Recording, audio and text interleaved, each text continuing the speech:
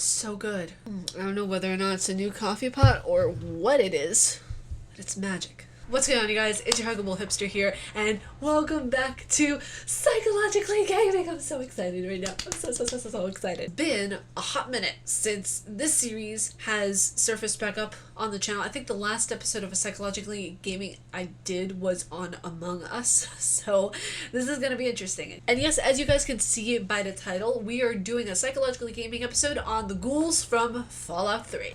As a lot of you know, well, actually there are a lot of new people here, so hi, what's going on? Most of you know, who have been around here for a hot minute, I can't stand the game Fallout. I can't stand it. So don't ask me why I can't stand it. I mentioned in a very recent podcast as to why I don't like it. So if you want to know my feelings on the game, please just refer back to the podcast. I'm sick and tired of telling people why I don't like it. Will I still be salty towards this game? Absolutely. Now, since this was picked on a Patreon poll, by the way, thank you guys so much for being Patreons. I really appreciate it. If you guys want to become a Patreon and you're not, please be sure to click the link down below where it says Patreon account, and you guys will be sent directly to my Patreon.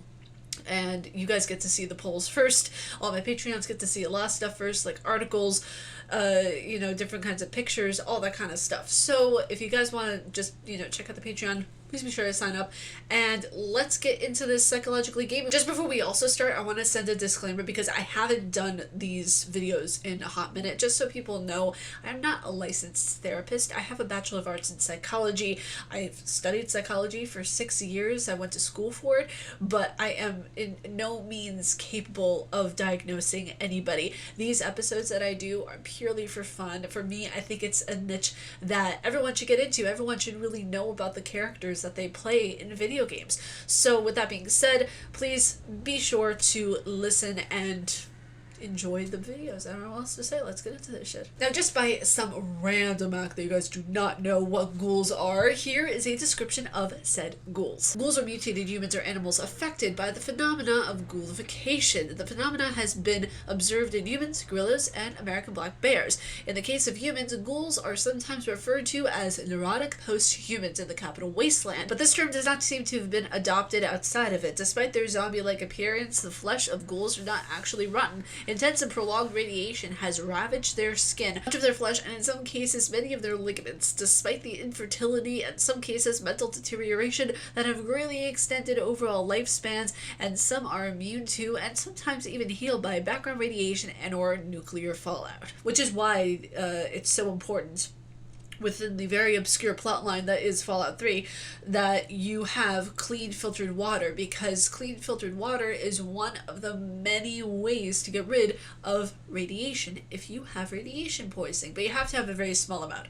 I would say about 0.3, which is about 30 rads. It's really intense, actually, because I looked up what a lot of the symptoms were if you actually do get into radiation poisoning or if you're in a radiated area.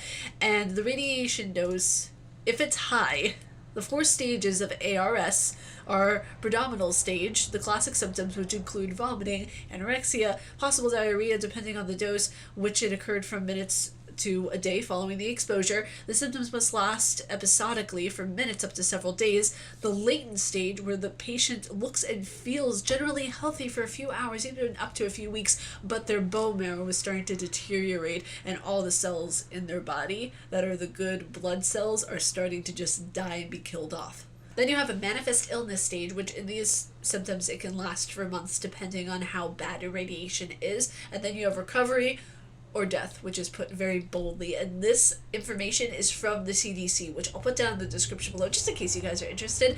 And it states here that most patients who do not recover will die within several months of exposure. The recovery process lasts from several weeks to up to 2 years. How do I say all of this information? Just so you guys have a general background of radiation and what it is. Even people who live in the Chernobyl area, they are living in places that are still radiated, for example. So when you look at radiation poisoning, not only does it have a physiological effect, but it has a psychological effect as well. Now, when we look at the game Fallout 3 in particular, because that's the only one I played, and I very briefly played Fallout 4, which was just boring as hell.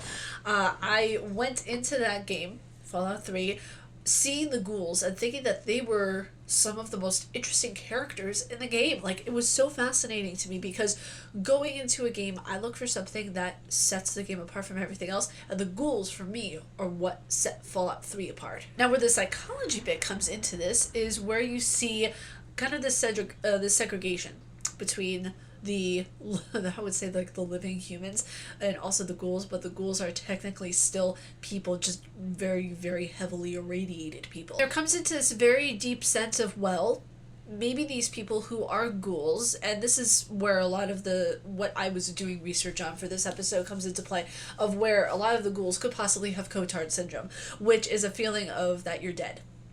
For all intents and purposes. Definition of what Cotard syndrome is, or also known as walking corpse syndrome, it's where the person believes that parts of their body are missing and that they are dying or dead or don't exist. They may think nothing exists. Cotard syndrome is rare, with about 200 known cases. Now, this could apply to the ghouls in Fallout 3, feeling that they don't belong, feeling that they don't have a certain form of existence to them, which in a lot of cases, these patients who are still people, who are still human beings, but with a very highly radiated outer appearance to where their skin is starting to slough off, eyeballs coming out.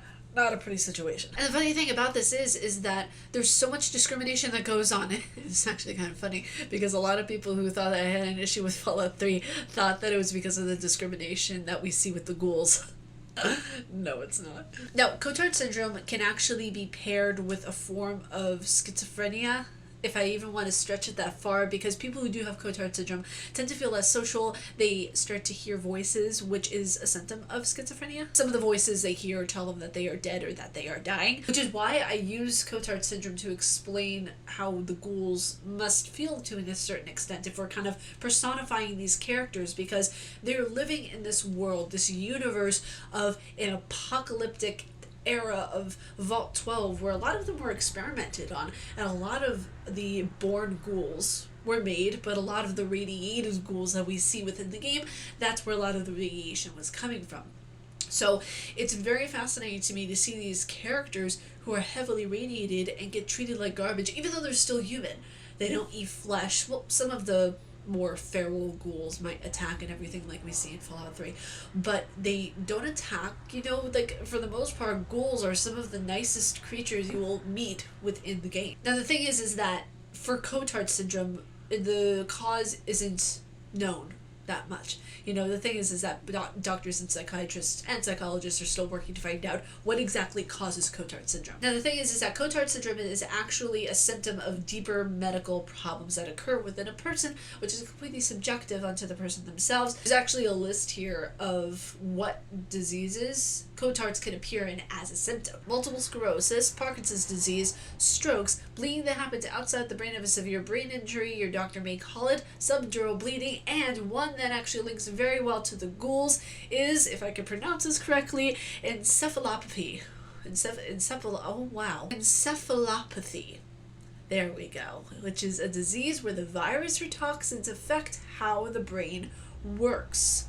We know for a fact that ghouls were radiated, which the exact definition of radiation in physics is radiation is the emission or transmission of energy in the form of waves or particles through space through a material medium. And to put it a little more simplified, radiation is the energy that comes from a source and travels through space at the speed of light. The energy has an electric field and a magnetic field associated with it and has wave-like properties. You can also call radiations electromagnetic waves. So, encephalopathy, a disease where the virus or toxins affect how your brain works, could be connected to the radiation poisoning that some of the ghouls were getting. Because if you think about it, there's a second symptom right there.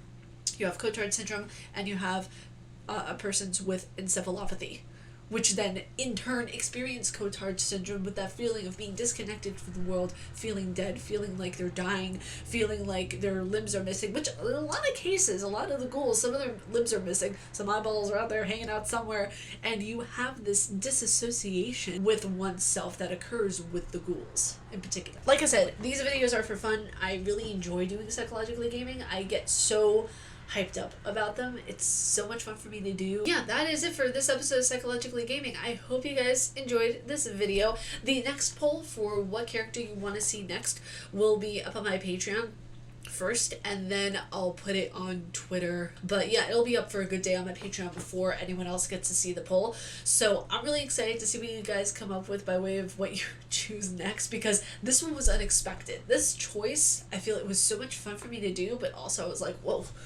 okay, all right, everybody calm down. But you guys, if y'all like my face and what I do, please be sure to subscribe and hit the bell down below, because I make videos every Monday, Wednesday, Friday, and Saturday. And stay casually nerdy. I will see you all in the next video, which Monday, holy crap, Monday's gonna be a filled day with the casual nerd and the demo of Resident Evil Village. But I'll see you guys in the next video. Bye, guys.